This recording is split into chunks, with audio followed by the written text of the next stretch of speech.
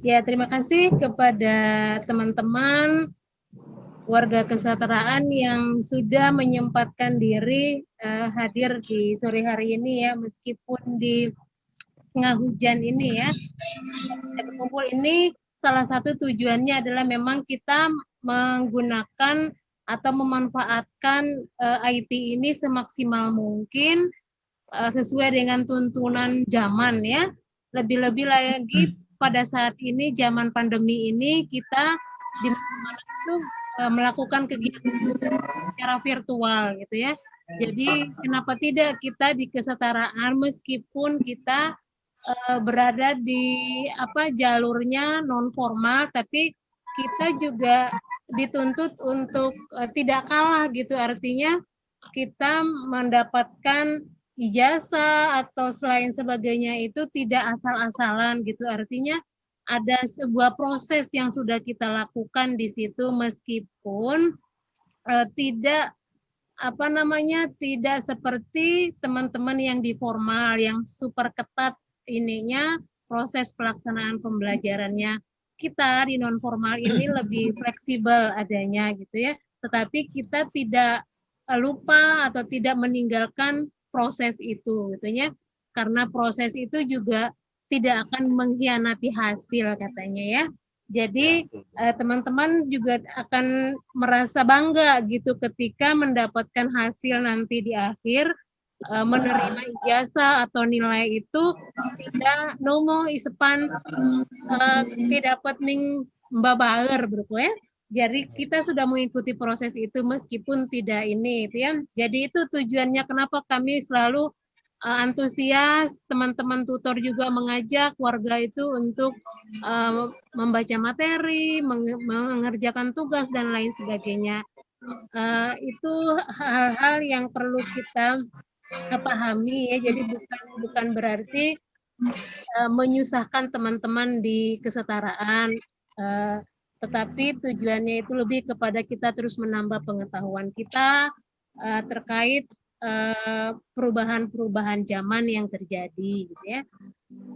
Jadi saya ini kebetulan seperti disampaikan tadi oleh Hasan terkait tutor IT, tutor TIK kita bahwa kita sudah akan mencoba hal baru, artinya belajar itu melalui virtual menggunakan fasilitas Zoom meeting ini ya. Jadi berharap nanti teman-teman dan tutor lainnya akan menerima juga materi melalui virtual ini menggunakan Zoom meeting ini yang akan dijadikan nanti sebagai sebuah modul gitu ya. Jadi di pembahasan saya yang sekarang ini saya ingin mengajak teman-teman ini membuka wawasan kita lagi untuk mengenal ini kaitannya dengan pembelajaran IPS ya. Artinya kita sekarang ini marak ada banyak bermunculan atau menjamur ya. Indomaret, Alfamart gitu. Itu juga salah satu atau itu dikatakan juga sebagai pasar itu. Indomaret itu jadi Alfamart itu juga pasar. Tapi pasarnya pasar modern ya. Kalau teman-teman sudah tidak asing lagi dengan pasar itu yang selama ini kita ketahui itu pasar tradisional saja ya. Tapi sekarang itu banyak bermunculan menjamur bahkan itu pasar modern. Ada yang kira-kira bisa membedakan antara pasar tradisional dengan pasar modern itu? Oh ya, Bu Ratna Juwita. Bu Ratna Juwita dinyalakan ininya mic-nya.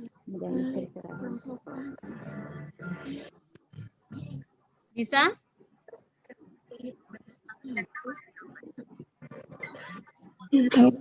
Halo? Ya, kedengeran. Ya, pasar tradisional yaitu pasar yang menjual berbagai macam bentuk bahan makanan dari sayuran, ada ikan, ada berbagai macam dan lain sebagainya. Itu untuk pasar tradisional. Sedangkan menurut saya pasar yang adanya modern saat ini seperti Alfamart, Indomart, mereka menjual berbagai macam barang, tetapi dengan dengan barang yang terbatas jumlahnya. Ada sedikit, tidak semua barang yang bisa dijual di situ, seperti ikan tidak tersedia di sana seperti di pasar tradisional, dan sayuran juga tidak ada di sana, Ibu. Oke, Terima baik. kasih. Ya itu betul sekali ya apa yang dikatakan Mbak Ratna Juwita. Ada yang lain mungkin? Halo Bu. Ya. Oh iya. Halo. Halo. Ya. Assalamualaikum. Waalaikumsalam warahmatullahi wabarakatuh.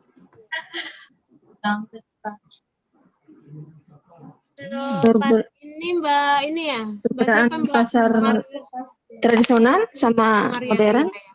Halo Bu. Ya. Kalau pasar tradisional itu di antara penjual dan pembeli dapat melakukan tawar-menawar. Pasar modern itu nggak bisa tawar-menawar. Ya. Benar, kalau di pasar tradisional itu kita transaksinya bisa melakukan tawar-menawar. Kalau di modern itu kita juga tidak bisa melakukan tawar-menawar itu ya. Yaitu dua pendapat dan itu benar adanya karena di dalam pasar modern itu memang harga-harganya itu sudah ditentukan atau sudah tertera di barang-barang yang ada di situ ya. Sedangkan di tradisional itu kita masih bebas untuk melakukan tawar-menawar gitu ya. Ya, di dalam transaksi di pasar tradisional maupun di pasar modern itu tidak lepas dari adanya permintaan, kemudian tidak lepas dari adanya penawaran gitu ya. Adapun faktor-faktor yang dapat mempengaruhi permintaan itu salah satunya adalah selera ya. Jadi ketika permintaan terhadap suatu barang itu meningkat, artinya selera pasarnya pun meningkat gitu ya. Ada yang tahu kira-kira apa saja faktor lain yang mempengaruhi permintaan?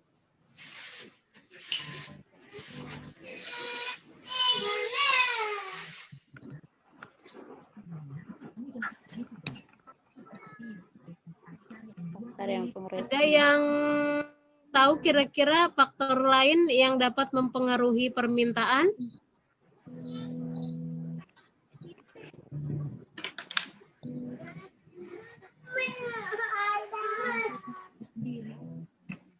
Ya, jadi selain selera yang mempengaruhi permintaan itu, ada juga harga barang dan jasa sebagai pelengkapnya. Kemudian ada juga intensitas dari kebutuhan konsumen itu yang mempengaruhi juga permintaan.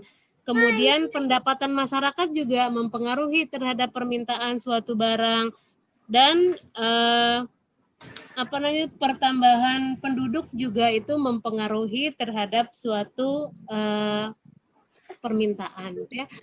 Jadi mungkin di modul pertama kita ini temanya pengenalan terhadap pasar tradisional dan pasar modern itu tadi ya.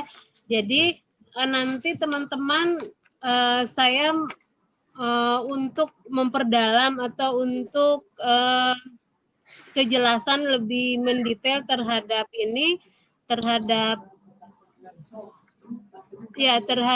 permintaan dan penawaran ini.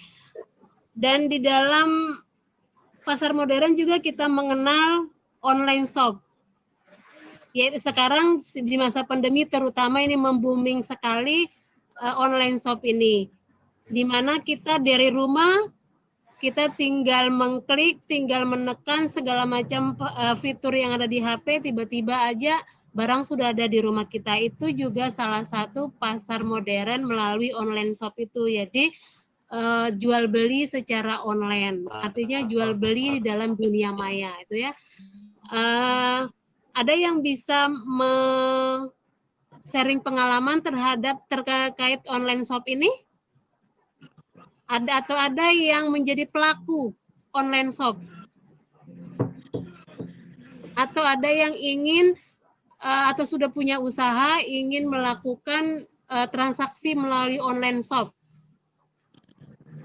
Kira-kira teman-teman, nah ini online shop ini salah satu upaya kita untuk meningkatkan meningkatkan kebutuhan kita, artinya meningkatkan income kita juga secara secara instan juga bisa melalui online shop. Artinya semua hal apa yang kita lakukan pada saat ini di-online-kan.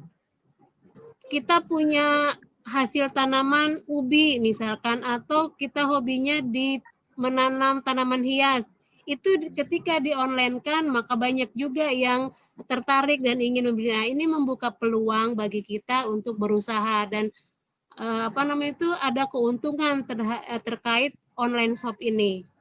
Nah, teman-teman kesetaraan ada tidak yang memiliki keterampilan atau hobi sehingga kita bisa melakukan transaksi di dalam online shop ini?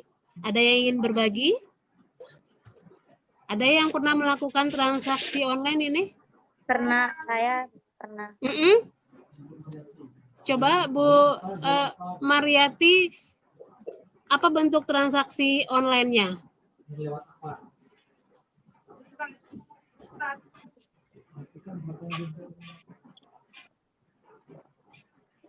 Apa yang pernah dilakukan di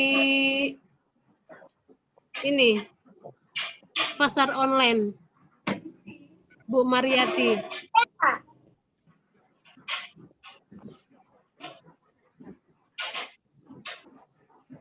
Ya, silakan Bu Mariati.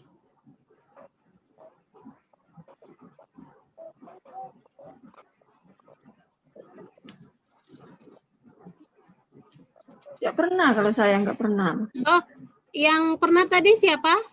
Saya Pernah. Oh iya, silakan. pernah beli baju sama sepatu juga. Beli baju dan sepatu ya? Iya. Lewat ini apa? Shopee. Ya, lewat Shopee. Dari Shopee pernah. Lewat Shopee. Ya, itu salah satu contoh ya pasar online itu ya. Nah, dari pemahaman dan saya rasa ini hampir semua kita ya pernah melakukan itu ya, menggunakan pasar online itu sebagai tempat kita bertransaksi ya. Jadi nanti di tugas kita, insya Allah minggu depan, saya ingin mencoba teman-teman membuat tabel apa keuntungannya belanja di pasar online, kemudian dengan pasar tradisional. Artinya kita bisa melihat langsung barangnya, kita bisa meraba barangnya di pasar tradisional itu dengan keuntungan atau kerugian belanja di pasar tradisional, keuntungan dan kerugian belanja di pasar online. Teman-teman, saya berharap bisa membuat tabelnya ya, keuntungan dan kerugian belanja di pasar online dan belanja di pasar tradisional. Mohon nanti dikumpulkan melalui WA group saja. Ya, dikirim melalui WA group saja. Itu untuk tugas kita di minggu depan. Ya. Untuk materi ini, tema ini, apakah ada pertanyaan yang ingin disampaikan oleh peserta belajar? Sebelum kita menutup tema kita sore hari ini? Ada? Ibu, misalnya nanti soalnya udah selesai kita jawab, nanti kita kirim ke WA-nya siapa Ibu, apa langsung ke rombel 2 nanti semuanya lihat? Atau Ke WA grup aja. WA grup. WA grup aja. Ya. Oke. Ada lagi? Gimana ininya tanggapannya dari teman-teman warga ini? Belajar melalui Zoom ini kita bisa terapkan di mapel-mapel lain, misalkan di mapel matematika, di mapelnya ekonomi misalkan. Gimana kalau kami saya selaku pihak SKB ini akan menerapkan sistem ini? Gimana pendapat Bapak Ibu? Bisa Ibu. Bisa ya, artinya ketika tidak bisa tatap muka, kita bisa bertatap muka di sini. Ibu bisa meminta penjelasan kepada tutornya terkait materi yang akan disampaikan tutor jelas. Kalau misalkan Ibu dikirimkan soal, dikirimkan materi, mungkin Ibu akan jenuh untuk membaca itu. Nah, melalui ini Ibu akan seperti tadi mendapatkan penjelasan terhadap mata pelajaran yang lain. Jadi sini kita berinteraksi. Ya, tidak bisa berinteraksi di kelas, maka lewat sini kita bisa berinteraksi. Gitu ya.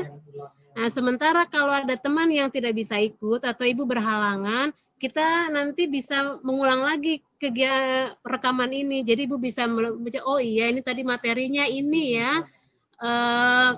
Penjelasannya seperti ini ya. Nah, jadi Ibu sama dengan halnya menonton YouTube gitu, ya. Jadi bisa ya kita terapkan ya. Oke, baik, nanti ke depannya kami akan menggunakan ini sebagai fasilitas kita untuk mapel-mapel yang lain ya. Terima kasih atas kehadiran teman-teman warga belajar. Semoga kita tetap sehat, semoga pandemi ini cepat berlalu, semoga teman-teman tidak jenuh untuk terus belajar dan belajar ya. Selamat beraktivitas, salam buat keluarga, demikian dari saya. Assalamualaikum warahmatullahi wabarakatuh.